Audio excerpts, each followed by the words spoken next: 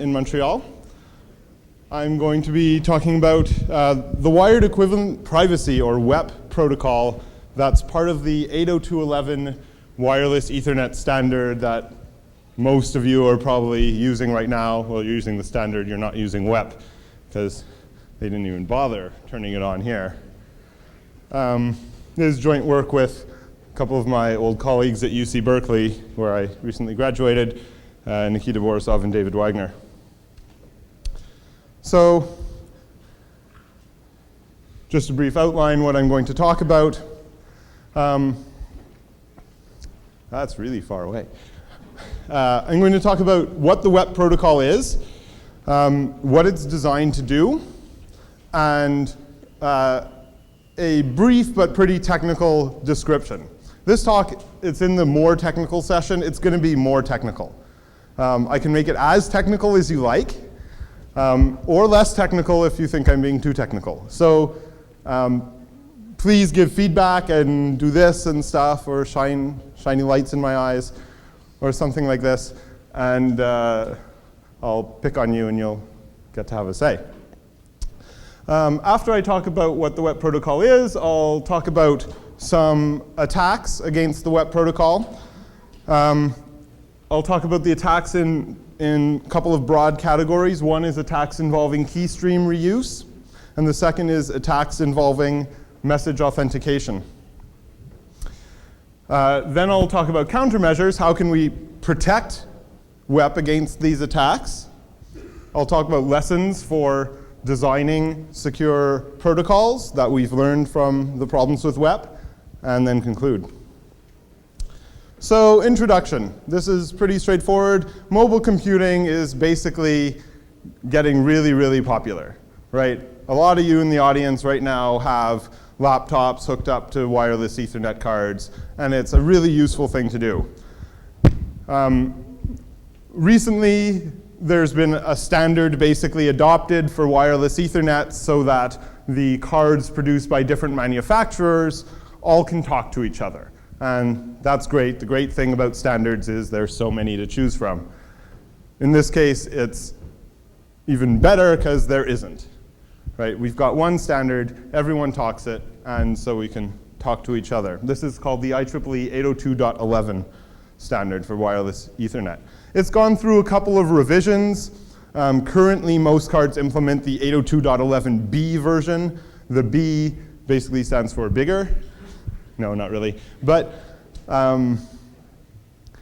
it upped the bit rate of 802.11 from 2 megabits to 11 megabits per second. But the WEP part, the security part, has been the same right from the beginning of 802.11 to now, so I don't need to differentiate between 802.11 and B and whatever. So when we use wireless networking out there are some pretty big security issues. The packets are going over the ether, the airwaves, the radio waves, and unlike physical cables, it's really hard to control how far those radio waves get. A lot of companies install 802.11 systems in their buildings, assuming, maybe somewhat naively, maybe they just don't understand what's going on, that the radio waves stop at the building walls, right? It's pretty clear they don't. I mean, how many of you have done war driving or have seen like a bunch of wars, right? This is getting a more popular activity. People go around, drive around in cars with 802.11 gear and just pick up on whatever companies have open networks. Turns out if you drive down like Market Street in San Francisco, you can go basically the entire way and never lose 802.11 coverage. That's pretty awesome. So these radio waves can go everywhere, right? So as good IT administrators, what we want to do is keep the bad guys out. As good bad guys, we want to keep the bad guys in, but so we have this conflict. But that's why we're here. So let's say we want to keep people out. How do we keep people from reading traffic, from modifying traffic, from accessing our network when they shouldn't be there? And the answer is the WEP protocol, wired equivalent privacy. And the claim is that the WEP protocol offers the same level of security as a physical wire. right? So if you had a physical wire in your office, the WEP protocol is supposed to provide the same level of security between two wireless nodes in your office that a physical wire between them does, okay? So what are the security goals in particular? The WEP protocol is intended to enforce three main security goals, and these security goals are documented in the 802.11 standard. Not very well, mind you. There's no one place where it says the following are the security goals of the WEP protocol, which is unfortunate because protocol design should have that explicitly written, and that's possibly one of the lessons. But if you look at different sections of it, it says, and here what we're doing is protecting against this, and here what we're doing is protecting against this, and you put them all together, and you find these three security goals come out. The first is confidentiality. You want to prevent the adversary from being able to learn the contents of packets that are traveling over the air, right? This is basically just encryption. The second is access control. You want to prevent an adversary from using your wireless infrastructure. Okay, so you've deployed this wireless network for your building. You don't want to let just some random spammer drive up to your parking lot and dump all his SMTP traffic over your network. And the third is data integrity. This is to prevent an adversary from modifying your data in transit. So you're, say, a bank with a wireless network, and things are going over the wireless net, and even if the adversary can't read it, as in the first point here, if he can modify that data, which you will subsequently accept as authentic, we still have a big problem, right? He can perform all sorts of funny things, either just by scribbling it and causing very strange money transfers to happen, or maybe intentionally just changing a packet so that the dollar value changes, or that his name is substituted in the pay to field of all traffic, right? Though he would be caught pretty quickly for that. So these are the three main security goals. WEP, unfortunately, satisfies none of them. So that's unfortunate. So we're going to talk about how it is that WEP satisfies none of them and what we can do to fix it. But in order to do that, we have to talk about what WEP is. So here's where the tech knob starts twisting up to 7. We'll go higher later. So a brief description of the WEP protocol. The sender and receiver share a secret key, which we'll call K. Right? This secret key in WEP is, there are two versions of WEP. There's the 40-bit version, in which K is 40 bits long, and there's the 128-bit version, in which K is 104 bits long. Okay, I'm not sure where the marketing people came up with that, but they call it 128-bit WEP, but the key is only 104 bits long. Okay, it's just as hard to break 104 as it is to break 128, so really there's no difference. Okay, now let's say the sender wants to transmit a message M to the receiver. Here's what he does. 4 steps. First step is compute a checksum, which I'll denote by C of M, which does not depend on the key K. It only depends on the checksum, on the message. So it's basically a hash of the message.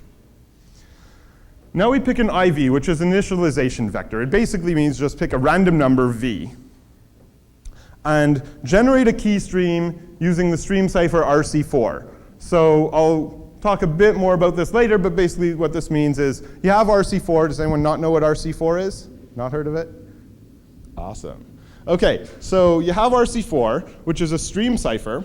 It takes as input a key and outputs a key stream. It never takes the message in or anything like that.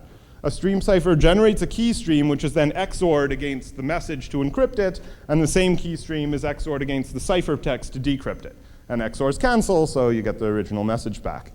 So this denotation, RC4 bracket V comma K, means you take the random number V and the secret key K, you stick them together to make a bigger string, part of which is random, part of which is the shared secret. Use that bigger string as the key for RC4, and then take the resulting RC4 output. Okay, this is actually a perfectly standard construction with stream ciphers.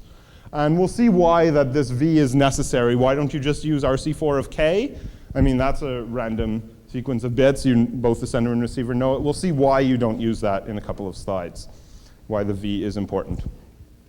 Okay, and then you just do what you normally do with RC4, which is you take the message, which is now M, and you've stuck the checksum C of M at the end of it.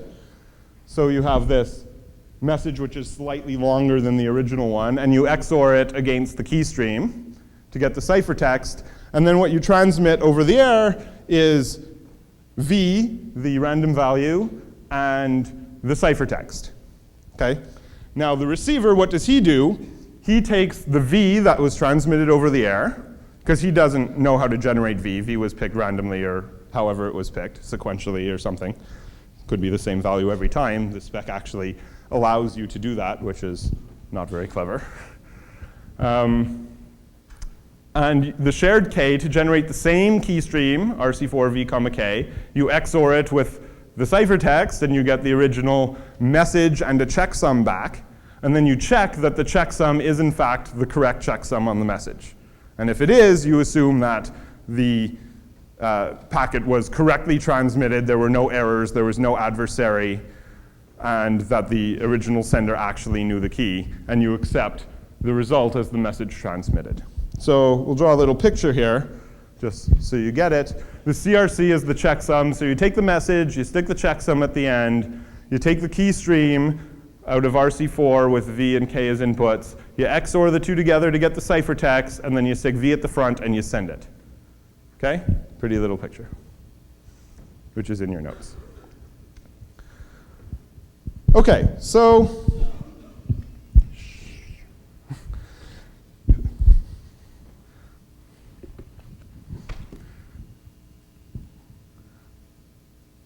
okay, I've turned mine off too.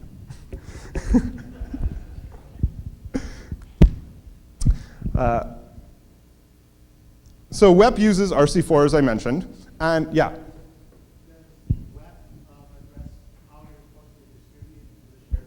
Not at all. So WEP assumes that you have a shared secret between two endpoints and doesn't at all talk about how it gets there. In many places where WEP is used, it's simply manual keying. I just type the secret into this computer and into this computer and into this computer. And oftentimes everyone, like at Berkeley, for example, everyone has the same shared secret, right? Two people can keep a secret if one of them is dead, right? Now how about a few thousand people? There are more advanced ways of distributing keys, and people sell products which do better key management. But as we'll see, those products help almost not at all, right? Because key management isn't the problem. Well, it's one problem, but it's not even the problem I'm talking about.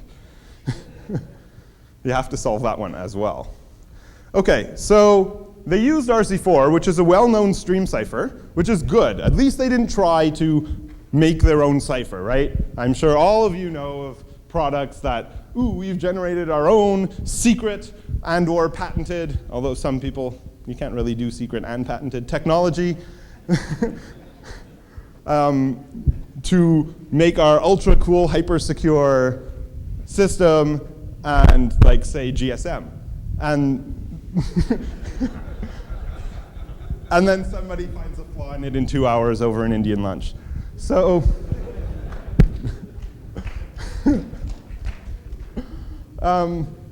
yeah, so don't do that. So they were clever, they used RC4. And okay, so I've said how RC4 works. You have a key stream, capital K, out that you XOR against the plain text to get the ciphertext, and the receiver just does the XOR again and gets the plain text back, and XORs cancel, and math is in green, and you see that this, okay? You can read it in your books. Okay, so now we're going to come to why we need that V. This is what we call the two-time pad problem. I'm sure most of you are familiar with the one-time pad.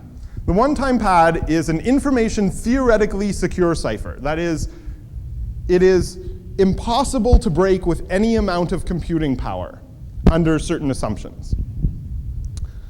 And some of the assumptions include that the key is generated, or the key is called the pad, is generated completely randomly using a physical source of randomness, and that the key stream is never reused, right? So two different bits of pad are completely uncorrelated. There are no two bits that have any relationship at all. And you can prove pretty easily that this is completely secure. An adversary seeing a message encrypted with a one-time pad knows basically the length of the message and no other information, right? Now, why is it that we need to never reuse the data, reuse the key stream? Well, if we reuse the key stream, we get what's called a two-time pad. Suppose that plain texts 1 and 2 are encrypted with the same key stream k. Then the first ciphertext is P1 XOR K, the second ciphertext is P2 XOR K. Now what happens, the adversary, let's say he knows or guesses that these two ciphertexts were encrypted using the same pad. He XORs the ciphertext together, and the K's cancel out in the XOR. So you just get the XOR of the ciphertext is the same as the XOR of the plaintext. Now the adversary just has a message which is just the XOR of two plaintexts. If he knows one of the plaintexts or pieces of one of the plaintexts, he trivially gets the corresponding piece of the other, right? It turns out, using techniques developed long ago, back in the pre-commercial use of cryptography days, people knew how to, given only P1 XOR P2, basically extract both P1 and P2. Right? Now, mathematically, this is impossible because there are infinitely many solutions, but only a couple of them will have this piece of funny XOR be the XOR of two valid-looking messages. Right? English is highly redundant. If these two messages are English, what you do is you basically guess that the word the appears, say, here in the ciphertext, and you just totally guess. And then you work out what the plain text would be for the other one. And if that looks like a plausible sequence of 3 letters in English, then you try to figure out what the previous letter probably is, and then work out the previous letter of the other one, and so on. And this is called this sliding pad. Sliding crib, rather. And you can basically work out what P1 and P2 are from P1 XOR P2. But of course, if you know one of them, you get the other one for free with no work at all.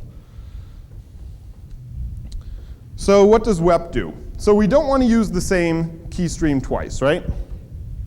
So the key stream for WEP is RC4 of v comma k. And this depends only on v and k, right? If I use the same value of v and k again, I'm going to get the same key stream, and that would be bad, right, as we just saw. So, but k is fixed. Right? Everyone's using the same k, or at least you're using the same k for the duration of your session. Right? Even the products which allow key distribution with a different key for every person tend to use the same k for a while. Some of them do change them pretty often, and that helps somewhat. But let's say for now k is fixed for some amount of time, and possibly for some amount of users.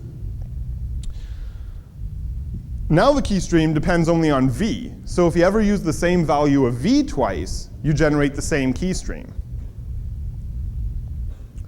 If two packets get transmitted with the same value of v, you reuse the key stream, which, as we said, is bad in big red letters. Also, as we saw in the diagram, v gets transmitted in the clear at the beginning of every packet. So the adversary knows when two packets have the same value of v, right? They're tagged at the beginning with the value of v they use.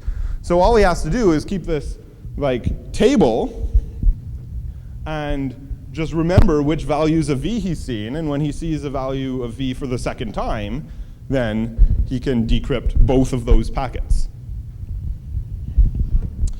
So how many possible values of v are there? How likely is it that you're going to see a repeat? Well, it turns out in the spec, they allocated 24 bits in the header for the value of v. Okay? So there are only 2 to the power of 24, or about 16 million, possible values of v. Now 16 million is a big number for me to count up to, but my nice P3 here can do it pretty quick, right? So after 16 million packets, you have to repeat one due to a great mathematical result called the pigeonhole principle. Really, it's called the pigeonhole principle. So you're going to have to repeat one pretty quick. Oops. But wait, it gets worse. Okay? You only have to wait for 16 million if the adversary finds the worst possible thing happens, which is that he waits for 16 million packets and every one of them is different. Turns out, all the 802.11 cards we checked, every time you put the card in, it resets its IV to 0 and just increments by 1 for each packet it sends.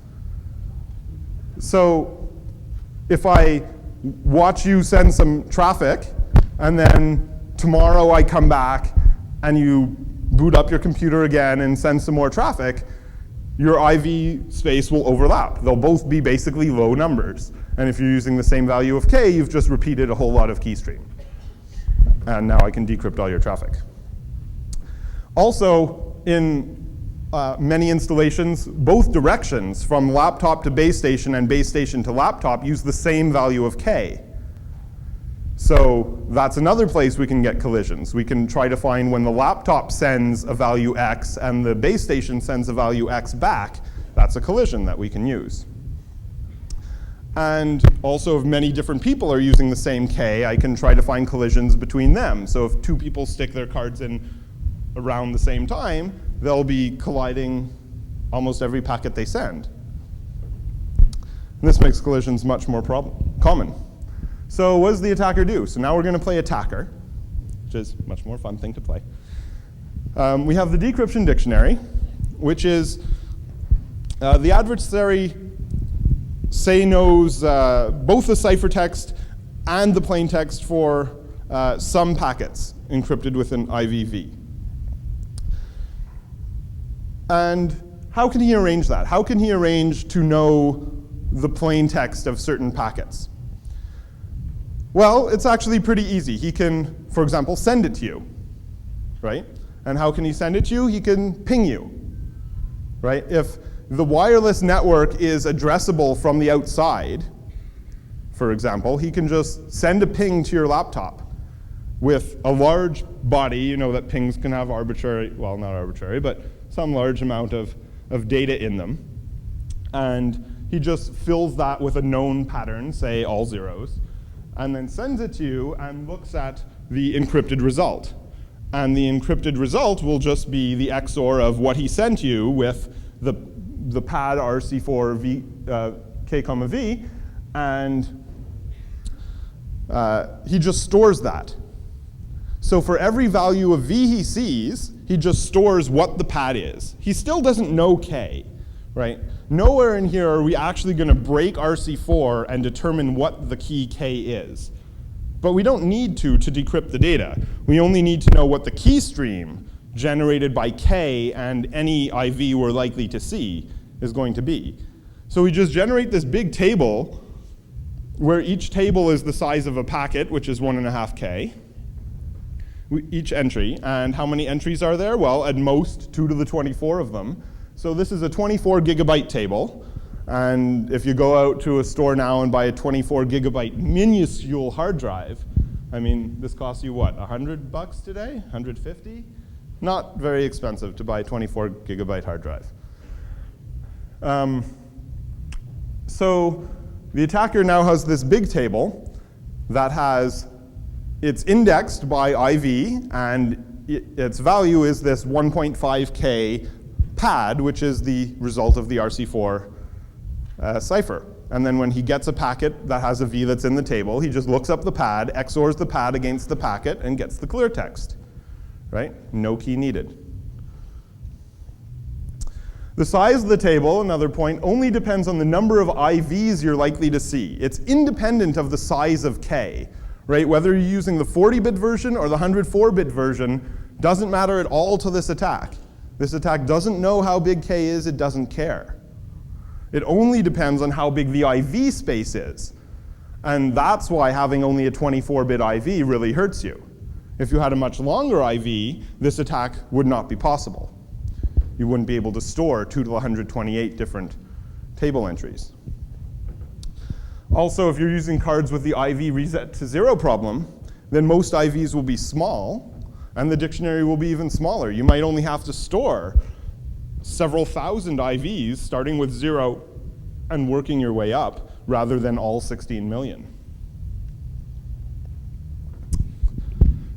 So are there any questions up to this point? In the back? Yeah, we did. Yeah, the question was, has anyone actually prototyped this scenario? And we did, in fact, do it. We've done this in the lab where we built, we didn't build the entire 24 gigabyte dictionary, but we built enough entries that it was clear that this would just work if we wanted to just keep listening. Okay, I'll go on. So now I'll talk about message authentication. So far we've seen how an attacker can read packets going over the air. Message authentication, once again, if we think about how the WEP receiver works, the receiver will accept a packet if, after the decryption, the last 4 bytes of the plaintext, the checksum is only a 4-byte number, is a correct checksum of the rest of it. So it decrypts the encrypted message, treats that as a message with 4 bytes of checksum, and calculates the checksum on the message part and sees if it matches the transmitted checksum. And if it does, that's how the receiver, quote, knows that the message was valid. So the checksum algorithm, we need to know what it is. It turns out it's CRC32. It's a very common checksum algorithm used in both wired and radio applications to prevent against random bit errors caused by noise, right? It very efficiently can detect random errors in the transmitted stream. Turns out it's quite a poor choice for this protocol because while they're very good at detecting random errors, they're exceedingly poor at detecting malicious errors. It's very easy to create a new message whose CRC checksum is either the same as an existing one or has any given value you want. CRCs are not what in the literature we call one-way or collision resistant, right? They're not secure hashes. They're useful against random mistakes, but not against a hacker with a pocket calculator. And it's weird that they put it here because there's already a CRC in the protocol, right? At a lower layer than WEP, at the hardware transmission layer, there's already a CRC there. So they're already protecting against random errors, right? So this CRC really is there to protect against malicious errors, but it doesn't. And we'll see why in just a second. So CRC32 has 2 main properties of importance. The first is that it is independent of the shared secret and the IV. If I take the same message, I'll get the same CRC out, even if I change the IV, even if I change the key, right? This means that the attacker, even if he doesn't know the key or IV, can calculate correct CRCs for any message he wants. Okay, so that's property 1. Property 2 is a property called linearity. CRC is linear. And this is where the technical knob pumps up another notch or 2. So this is kind of important to understand here for the next couple slides. So if I have a message M and I have a difference D, then if I create the new message, which is M XORed with D, so say D is just you flip 1 bit somewhere. So D is 00001, 00000, right? Then M XOR D is the same message as M, except one of the bits is flipped. Then the checksum on that message is just the checksum on the original message XORed with the checksum on the difference. So if I want to figure out what the checksum on the modified message is, even if I don't know the original message, but I know the checksum of the original message, well, I just calculate the checksum of the difference, which is 0001000, which of course I can do because it doesn't depend on the shared secret, and then XOR that checksum with the original checksum, and I get the checksum of the modified message. Okay? So this checksum is very malleable. If we were to use something like SHA-1 or something, then you wouldn't be able to do this. If you only know what the difference between two messages is, you shouldn't be able to know anything about the difference between their SHA hashes or any secure hash. But CRC does not have this property. So this leads to an easy message modification attack. Suppose there's a message going over the air, and I want to change it. I don't know even maybe what it is, but I know I want to change a few particular bits in a particular way. Okay? So I have some D of my choosing. I'm the attacker. And I want to trick the receiver to accept the message F, which is our fake message, instead of the original message M. And F is M XOR D. So suppose the original transmitter sent the message M, which produced the ciphertext C after you XORed it with the right key, which I don't know, and the IV, V, which I do know because it's in the packet. So what do I do? Well, CRC32 is linear, as I said. And RC4, like all stream ciphers, is linear. And what do I mean by that? Well, very similar thing.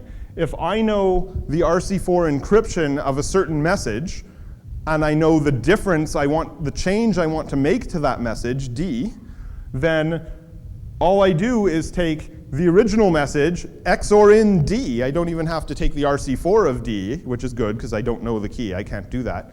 I just XOR in D to the ciphertext, and when the receiver decrypts it, he'll get the modified plaintext, just like I want, because of all this nice associativity and commutativity of XOR. The Ds can just move around. So that's nice. So what do? The adversary takes the ciphertext C that was transmitted by the original sender, XORs in what? This thing which is D, the change I want to make to the message, followed by the checksum of D, the checksum of the change.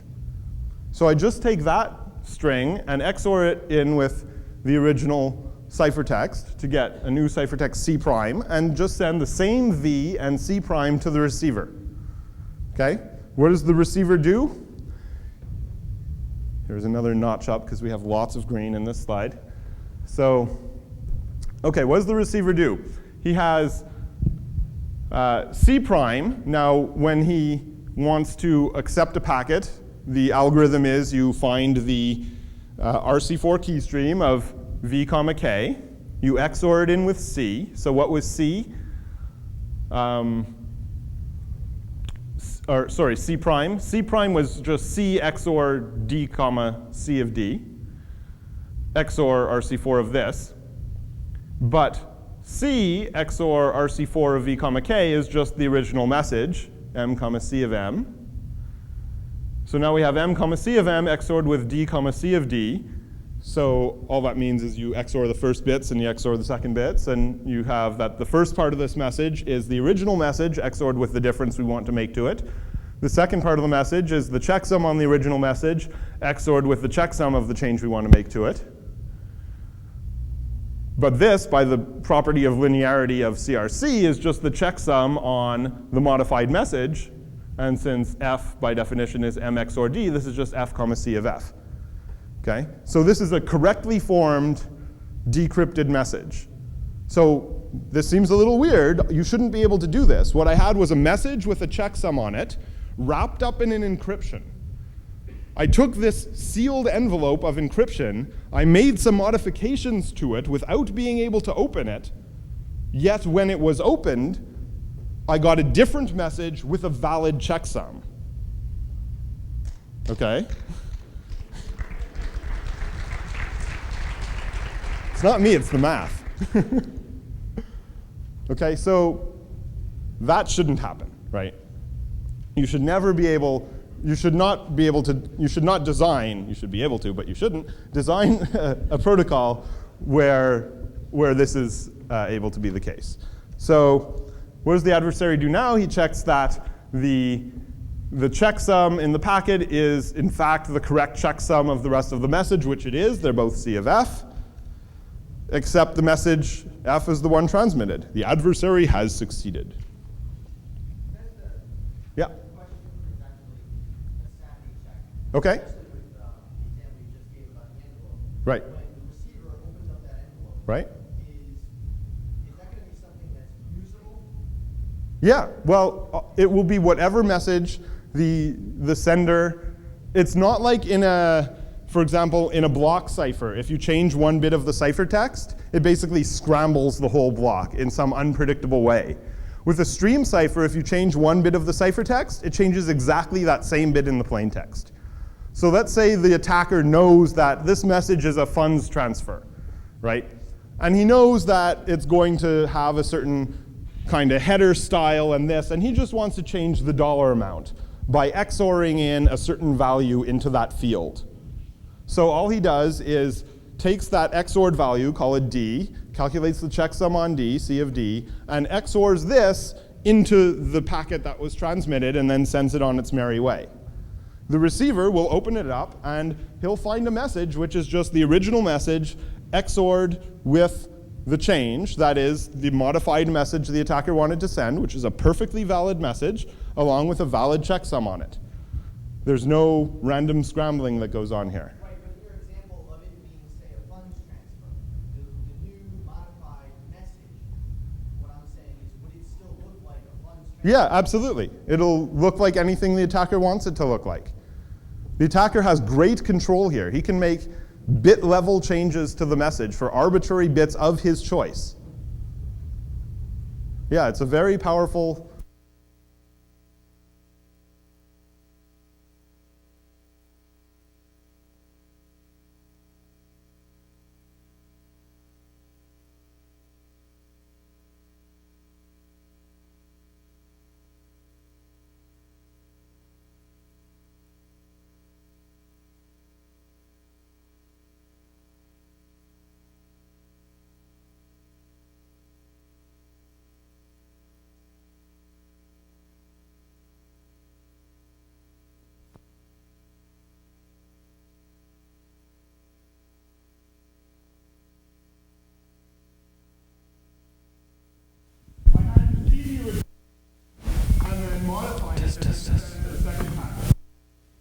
Testing.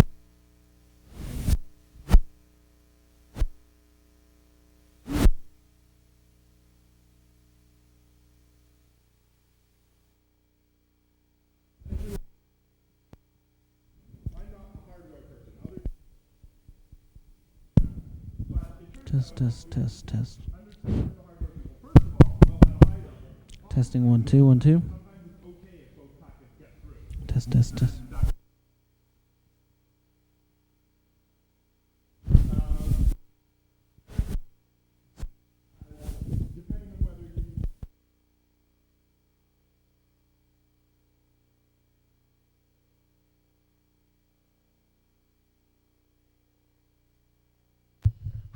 Okay. The attacker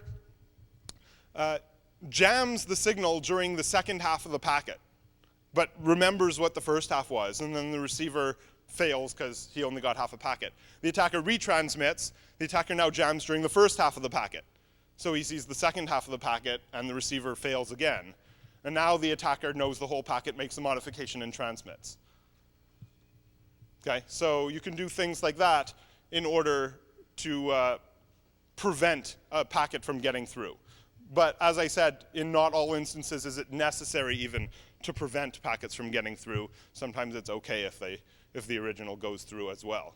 Because remember that D can be an arbitrary change, right? It can change one packet to a completely different packet, right? As long as I have some idea of what the original packet looked like and I have some change I want to make to it.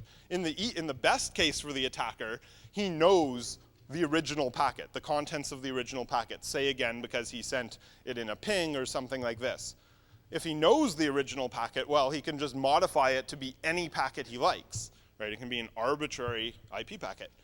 And then he just sends that. So it's no problem that both the original and the modified packet went through in that event. Yep. In a more practical, even getting more practical than that question, let's say, talking about a person trying to do some kind of a trade or fund transfer from their palm back to some server, and let's say they want to do something that involves $100. The attacker wants to change that, say, to $900. So they change that one bit that is the hundreds digit to a 9. Then the server, wouldn't it just send back a thing that says, are you sure you want it transferred $900? And then the person would see that that was the wrong. Well, the attacker could change the one coming back too. Right. So, but that's an application level issue, right? The application level had the confirmation thing in there. So, I mean, one way to hack it is, as I said, just change the query and change the confirmation. But certainly some protocols don't do that sort of thing, and they're just one shot off. Yep. Have you tested this like with a replay session where you could basically generate the table yourself and come back later and blind solely with the next session? So as I said, we generated part of a table, but we didn't generate the entire table. So What I meant is so that way you wouldn't actually have to be intercepting packets. You could just blind scoop. If you wanted to go buy something for $0, have it shipped to you, but sort of blind scoop the entire session because you know the whole table. oh, it turns out if you just want to insert packets, which I'll get to in a moment, you don't need to know the entire table. You only need to know one entry in the table. So, yes. So I'll get to that in just this slide here. So message injection. So what happens if you want to just insert traffic into the network and just make it look like it came from the person you want to spoof, but it can have any contents you want? So let's say the attacker wants to generate a fake message M, completely of his choice, into the wireless net, so that'll be received as genuine. And let's say the attacker knows a single plain text and its corresponding encrypted packet. Okay, so he knows just a single line in that table. And again, how did he do this? He could have sent a ping through the network. He could have sent spam. Turns out there are other easier ways even, which I'll show you shortly. The encrypted packet then is just V, C. He gets the entry for the table, which is the plain text XORed with the ciphertext, which is just the key stream. And now he just wants to transmit any fake packet of his choosing. He takes F, computes C of F, which he knows how to do because C, again, doesn't depend on the key. And then just takes F, C of F, XORs in the key stream from the table using the same value of V and transmits V, C prime. And what does the receiver do? The receiver decrypts the packet using the same key stream the attacker used, but it's a correct encryption, so the receiver has no reason to reject it. So the adversary has succeeded once again. So the only thing we used here was the fact that the CRC does not depend on the key. We didn't use the fact that it was linear, right? This attack would work equally well if the checksum was something cryptographically strong, like SHA-1, right? Which is a little counterintuitive, but even if we used a perfectly good cryptographically strong hash function, this would not protect this attack. That's because what we need in this attack is a message authentication code, not a hash function. And if you use cryptographic primitives where they don't belong, as my office mate Dave used to say, your warranty is void, right? You don't get the cryptographic properties you want if you use things you aren't supposed to use. So we needed to know a single plaintext ciphertext pair. So as I said, we could send pings if it's connected to the outside world. We could send spam if it's connected to the outside world. Well, if it's not connected to the outside world, it's just a local network, not connected to the internet at all, right? I'm sure there are lots of wireless networks like that. How can we get a plaintext ciphertext pair? Turns out the authentication protocol of 802.11 gives it to the adversary for free. All right, this is a major disaster in the design. Okay, the authentication protocol, which I'll describe in a moment, It's supposed to prove that a certain client knows the shared secret K. But the way it's set up is, if I watch you prove to the server that you know K, then I can just repeat the proof to the server, even without knowing K. So it's kind of like the what's the password protocol, right? If I watch you prove that you know a certain password by saying the password, then I learn the password too. Okay, this is a little bit trickier because I never do learn K, so the math is one line extra, in that I never do learn what K is, because the protocol isn't, oh, what's K, and you tell him what K is. I'll show you the protocol in a minute, but it's of the same form, that if I ever watch you do it, then I can then do it forever on, as long as the key doesn't change. So that's pretty bad. Yep.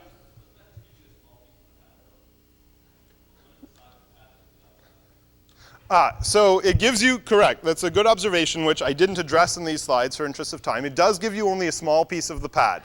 Turns out there's something called the pad extension attack, which uses the fact that in the protocol M, C of M, the length of M is never encoded. So if you just truncate a packet anywhere, the receiver will just treat the last 4 bytes as the checksum and the rest of it as the message. So the truncation of a long pad is a correct short pad. If you have a correct short pad, turns out it's relatively easy to extend it. What you do is basically just guess what the next byte is and send 256 packets, each with one guess, to the server, and he'll accept one of them. Okay? This is pretty easy. And then you just keep doing this. So from a single short pad, you can build up a long pad by sending 256 times the number of bytes you're missing, packets. But you only have to do it once, right? So it takes some time to extend a short pad to a long pad, but it's easy. Good question, though. Anything else? Okay, I'll go on.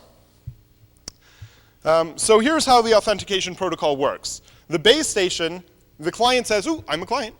And the base station says, prove to me you know the WEP secret. Here is a challenge. Send it back to me encrypted. And the client says, okay, and he encrypts the challenge and sends it back. So now you've just seen a plain text. So the base station will check that the challenge is correctly encrypted, and if so, accepts the client. But the adversary has just seen both the plain text and the ciphertext of this challenge, right? So this is enough to inject packets. In the previous attack, he only needed to know one plain text ciphertext pair. But he can also execute the authentication protocol, right? So authentication spoofing. Once the adversary has seen a single execution of the protocol, he can extract V and the pad, and now he tries to connect to the network himself. The base station sends a challenge string. The adversary just takes M, C of, or M prime, C of M prime, where M prime is the challenge string, XORs it with the pad that he extracted from the authentication success that he saw, and transmits it. And this is the correct response, so the base station has no way of distinguishing him from someone who's validly on the network. So the adversary, again, has succeeded, even though he never did learn the value of K. So now we're going to come to some other surprising bits. It turns out the ability to modify and inject packets also leads to ways the adversary can decrypt packets. So the 802.11 designers sometimes come out and say, yeah, well, we didn't really mean it as goals of the protocol to prevent modification and injection. We only meant it to prevent eavesdropping, right? So they admit that they bumbled up a bit for the first kind of attack where the IV was too short, and you could build the dictionary or watch for collisions or things like this. But they say, well, but this other stuff about injecting, that's not really a problem because we were never supposed to defend against it. You did say it was wired equivalent, right? You can't, and remote adversary can't inject packets on your physical wire. I don't think he should be able to inject it on the air, but they claim, well, we didn't really mean it. Turns out, even if you fix the first part, that is, you make a long IV, but you still allow these modifications and injections, we still have ways for the adversary to read your data. And here's how we do that. So the adversary can't decrypt the packets himself because he doesn't know K, this shared secret. And RC4 is a strong cipher, so he's not going to be able to break the crypto. So he has to basically, if he wants to decrypt it, he has to get someone who knows the plaintext to tell it to him, right? Or someone who knows the key to perform the decryption for him. So who knows that? The client knows that, and the base station knows that. 2 people know K, or maybe lots of people know K in the case where we have 1,000 people. But what we're going to do is have the adversary trick the base station into decrypting the packet for him and telling him the result. Okay? So this is going to be fun. So it turns out there are at least 3 ways. I'm going to talk about 3 different ways to do this. They're called double encryption, IP redirection, and reaction attacks. So the first one, double encryption. So everyone flips over a page. I must have just.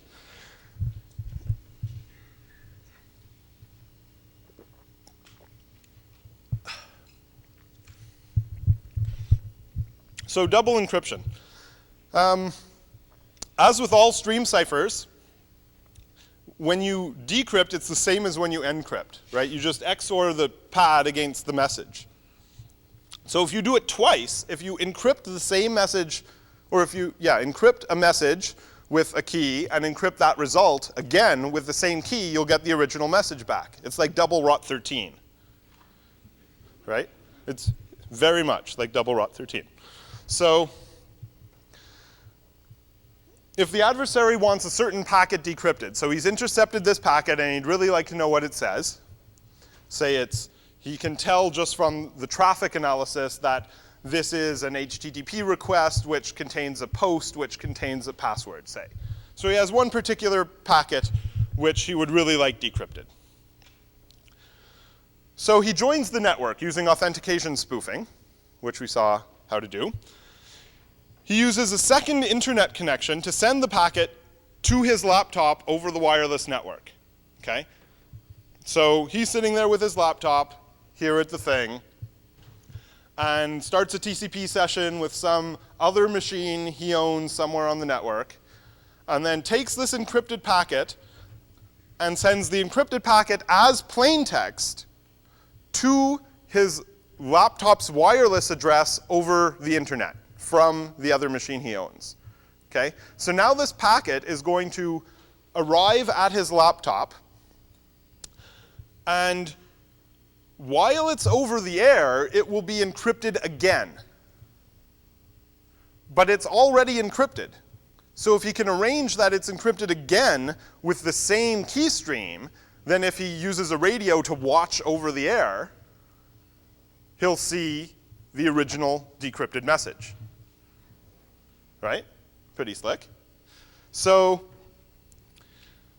the trick is you have to use the same IV to get the same key stream to encrypt the message the second time.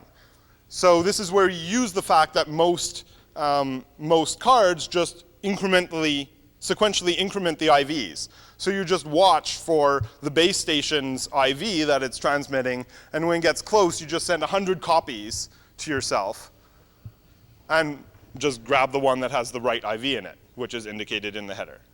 So it's not very hard at all. And you just read the decrypted packet off the air. Note that the adversary's card can't actually decrypt the packet because it doesn't actually know K. Right? So you have to listen with hardware on the air. Okay, so that's one way to do it.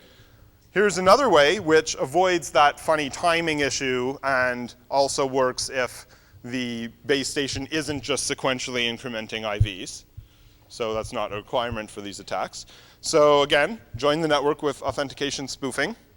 You take the packet to decrypt and modify it using the message modification techniques we used before so that the IP address of the packet instead of being to whatever web server it was originally, is your machine somewhere on the internet, right? So I have this packet that I don't know what it says in the body, but I know what the IP header looks like, right? Because I know what machine this guy was trying to connect to.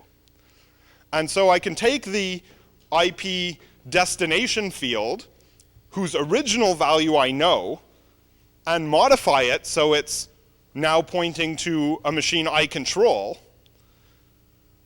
and transmit that instead, right? Or just retransmit that. And here's a case where I don't need to block the original packet. I just need to send the new modified one. And now the internet will happily route that packet to my machine after the base station has decrypted it.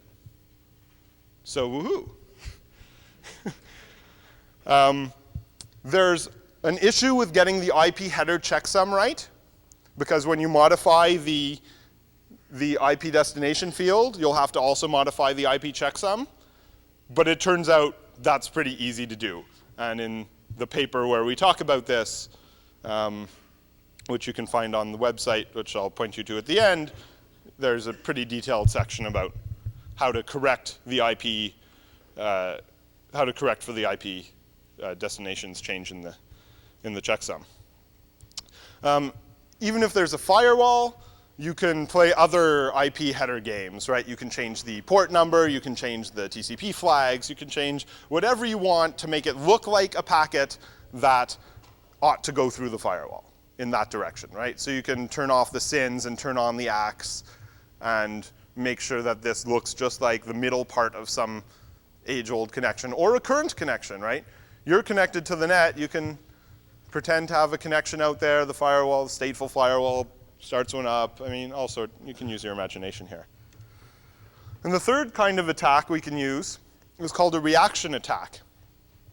And this is a particularly insidious kind of attack because here, this works even if the wireless network isn't connected to the internet at all. So there's no, in the previous two attacks, we needed this second channel, right, that doesn't go over the wireless network, that can connect to the wireless network, or that packets from the wireless network can get to.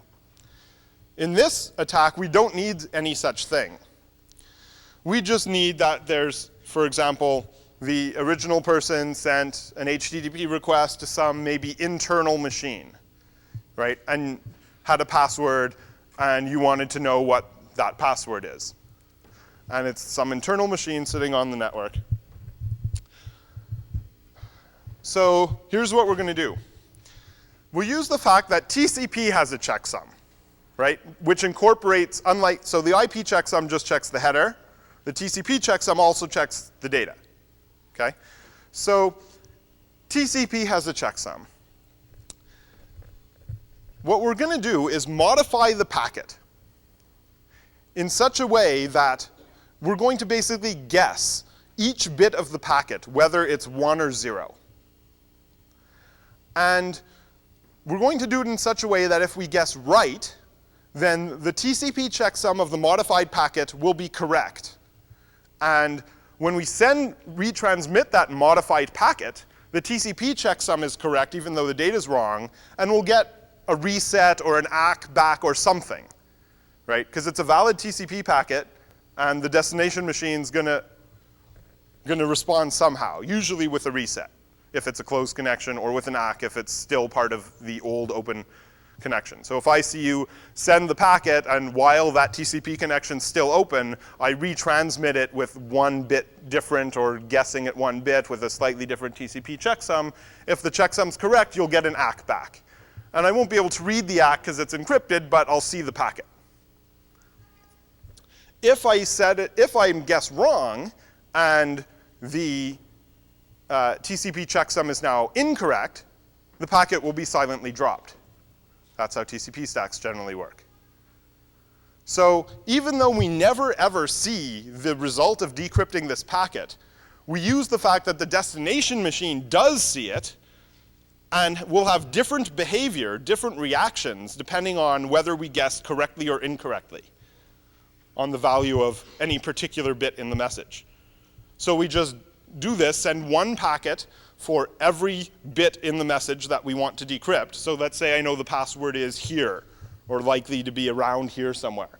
Then I just take those passwords are like 8 characters, so, and I know the top bits are probably 0. So I just have to send 56 packets to the server and watch which ones get a TCP acknowledged and which ones don't, and that tells me which ones I guessed right and which ones I guessed wrong, and that tells me what the bits were.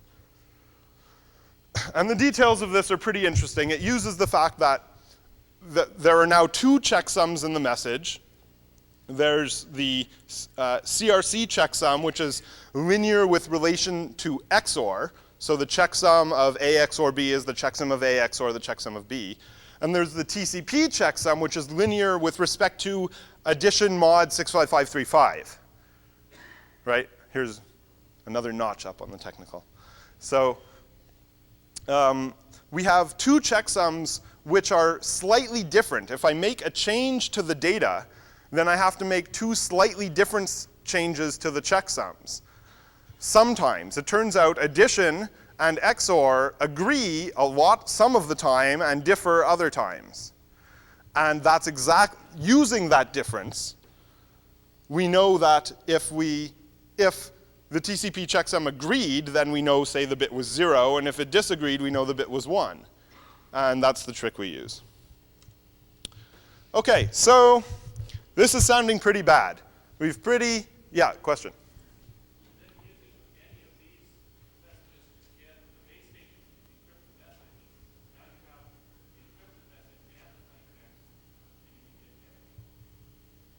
No, K is the key, not the key stream.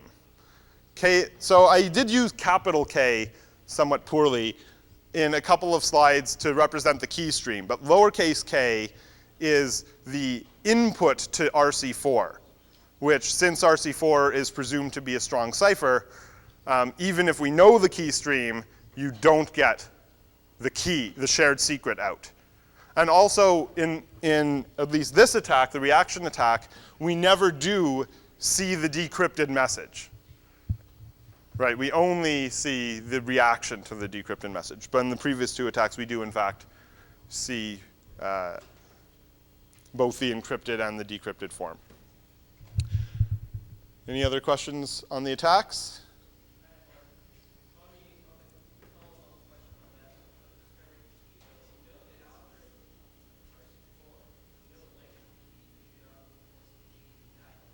So the question is, we know RC4 is a publicly known algorithm. We know the length of the key. If we know the key stream, could we not brute force what the key is? And the answer is, well, you could try. And if you're only using the 40-bit version, then yes, you can. If you're using the 40-bit version, then all you need is 1 packet that you know both the plaintext and ciphertext of, and then just brute force what K is, and now you're totally done because you know the secret, right? That's why you should never use 40-bit crypto, right? I thought we learned this years and years ago, but oh well. So they're using 104-bit crypto. So you could try to brute force it. It'll take you 2 to the 104 guesses, which is a long, long, long time. We consider that well into the unbrutable range. Yeah? If you're sending a new TCP packet each time, what about the ISN number that's going to change? You're sending it, you don't care, right? Because you want to send it to yourself. You don't want this modified TCP packet to be actually treated as part of the same session. So in fact, you do want the ISN to stay the same so that the remote stack will ignore it. It'll think, oh, this is just old retransmitted data that has been sitting around in the internet for an hour somehow. Yeah. TTL, decrement your TTL when seconds elapse. Right, you want the receiving stack to ignore the message, so you want to keep the ISN the same. But of course, if you wanted to change it, we know how to modify data, right? We could just modify it at will. That's in the attack, that's in the message reaction attack. And the other attacks, like the IP redirection, where we change it to point to us, we don't care what the ISN is, because we're not going to actually start a TCP session with this packet. We're just going to read it off the net and never feed it to our TCP stack. right? We're just treating the whole packet as arbitrary data that gets sent over the internet.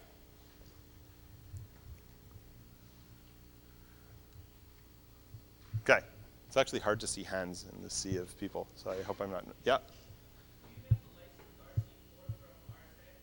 Do I have to license it? Well, depends who you ask, right? If you ask the RSA, they'll say, of course you do. But they might be. It turns out, as far as I'm aware, there is no legal reason to pay RSA to provide RC4. It's not a patented algorithm. The name is trademarked, so if you want to call it RC4, you have to do something special, but that's easy to avoid, right? Just use a different language or something. Yeah? Do you have any clue why there's no entropy in the system? No Harper entropy, that is? Well, that's actually an independent and orthogonal point to the design.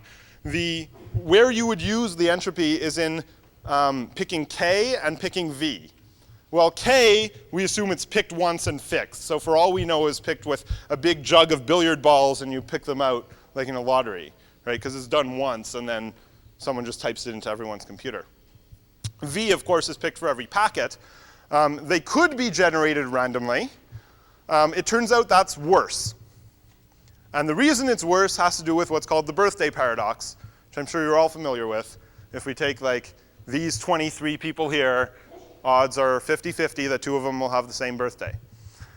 So if you picked random V's every time, then after only about 4,000 packets will you expect 2 of them to collide.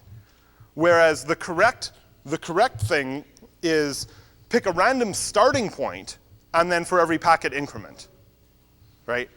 That is technically the most correct thing to do, and you want to make the space really big so you don't wrap. Okay, so I'll go on to countermeasures. So what can we do? So now let's take off our black hats and go to another conference. And now we put on the hats of, so we're the admins, we have this WEP network. We've just seen these slides, and we know all these black hat people have seen these slides and are now about to go war driving with WEP-equipped breakers, right? So what can we do? The easiest thing, I think, is just don't assume it's secure, right? You have this wireless network. It has this wired equivalent protocol for security. I say just ignore it, right? I mean, turn it on if you want, like belt and suspenders is always good, but don't rely on it for security. Treat the wireless network like a public network, right? Pretend anyone has complete access to this network, just like the rest of the internet. So where do you put the rest of the internet in relation to your company? There's a big wall between you and them. Put your wireless network on the other side of that wall. Right. The wireless network should be outside your firewall. In order for your employees who are using this wireless network to connect to internal machines, they should have to use whatever mechanism they use today to connect from home. SSH, IPsec, VPN, whatever. Right? You can even hook it up so that, I mean, probably the right thing to do is make the wireless network not routable to anything except your firewall, right? So you can't just join the wireless network and then connect to the internet directly, right? The only machine you should be able to connect to is the firewall, and you have to authenticate yourself to the firewall using whatever VPN tools you use today. And that way, an attacker who can get on the network is in exactly the same position as if he were on a wired network trying to get through your firewall, which hopefully you've paid good money to you people to make sure that can't happen.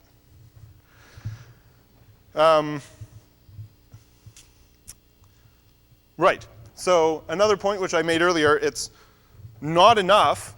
So after we published this paper, we got a lot of queries of the form, oh, such and such a company has a better key management product for 802.11x. Have you looked at it and is it more secure? And the answer is, it doesn't matter. That's not where the problem is.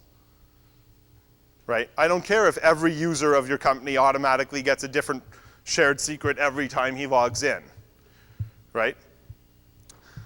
I can use, as long as he keeps the same secret for a little while, I can use the attacks I described earlier to insert packets on the net, modify packets, decrypt packets. So yes, it's useful to do this, and it solves other problems like 1,000 people knowing the same secret, but it's not sufficient. So this previous slide describes what to do in an existing system to facilitate the use of WEP, even without having to go change the protocol or hardware or stuff. This is just reconfiguring what gets plugged into what. So now, let's say you're on the WEP standardization committee. Okay, what should you do to fix this? So let's say we want to change WEP, and they are. And unfortunately, the current standard, so we need both. Let me just talk about this first, and then I'll talk about the current state. We need two things. To fix the two-time pad and similar message decryption attacks, you need longer IVs than 24 bits, right?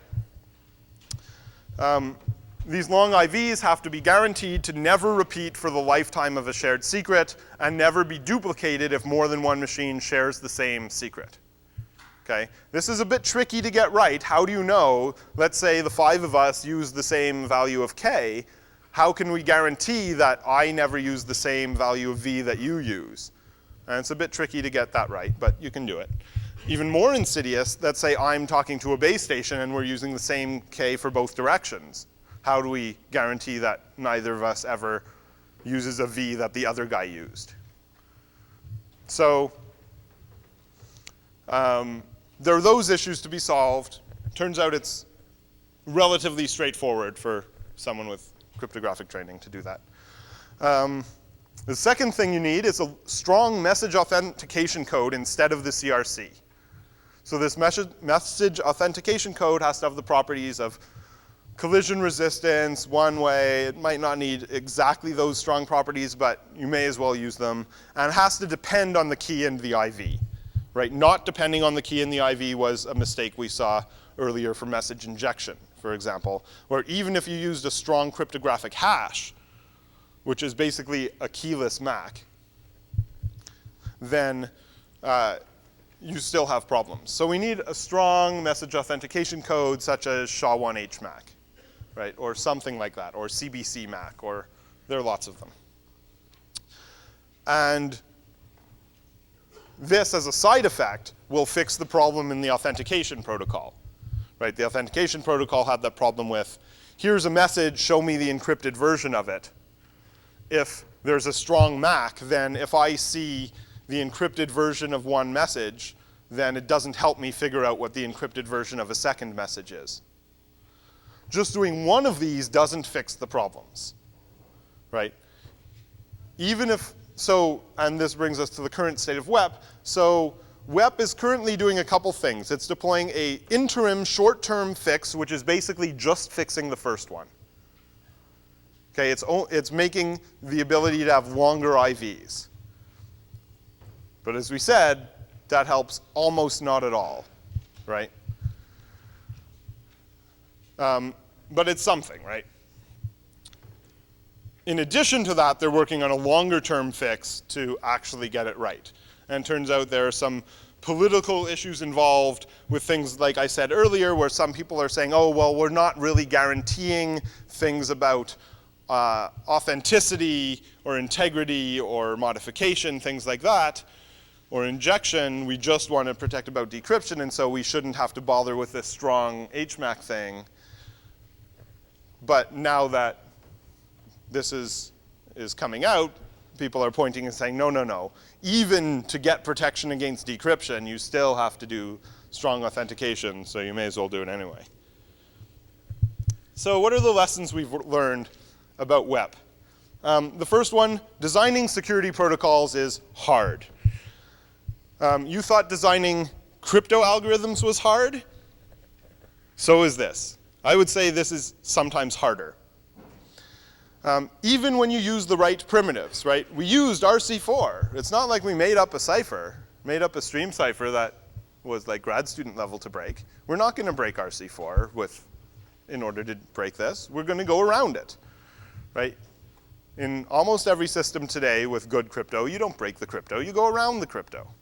And the way we go around the crypto was we got other devices to do the crypto for us. We used the fact that if we encrypt two different messages with the same key, then we'll get related ciphertexts and things like this. So the simple advice in designing protocols is just don't do it, right? Just like the advice in designing a crypto algorithm is don't do it, use an existing good one, same thing here. So the first lesson is to reuse old designs where possible. At least look at them, right? If you're not going to just pick up an old protocol that someone has designed and is using today, at least look at it, look at its design decisions, and learn from it. A lot of you might remember the paper Breaking PPTP that was, I don't know, a few years back, Mudge and Bruce put together.